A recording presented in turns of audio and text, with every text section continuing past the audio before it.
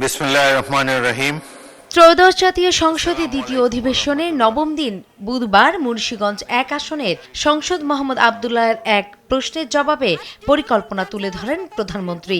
এদিন প্রধানমন্ত্রী জাতীয় সংসদে উপস্থিত ছিলেন না, কিন্তু নির্ধারিত প্রশ্নের লিখিত জবাব টেবিলে উপস্থাপন করা হয়। এই বাজেট একটি বাস্তবসম্মত।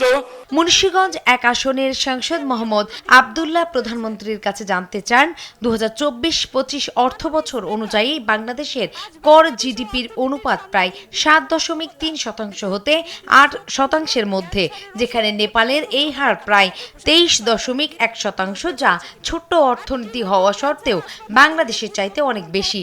বাংলাদেশের এই সমস্যা সমাধানে কোনো পরিকল্পনা নেওয়া হবে কিনা। লিখিত জবাবে তারেক রহমান বলেন, বাংলাদেশে কর জিডিপির অনুপাত বৃদ্ধির লক্ষ্যে জাতীয় রাজস্ব বোর্ড মধ্য ও দীর্ঘমেয়াদী পরিকল্পনা হাতে নিয়েছে। পূর্ণ বৈশিষ্ট্য হলো এটি একদিকে প্রধানমন্ত্রী বলেন, কর জিডিপির বৃদ্ধি লক্ষ্যে এন্ড টু এন্ড ডিজিটালাইজেশন কার্যক্রম গ্রহণ করা হচ্ছে।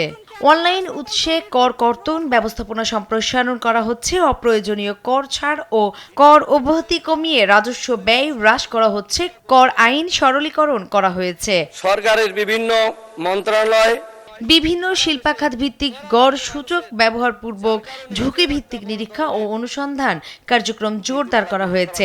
করদাতা তথ্য ভান্ডার সমৃদ্ধকরণের উদ্যোগ নেওয়া হয়েছে হবে বলে আমি বিশ্বাস করি। নূপুর মাহমুদ, দেশ টিভি, ঢাকা। 3 আসনের জনগণের প্রতিনিধি হিসাবে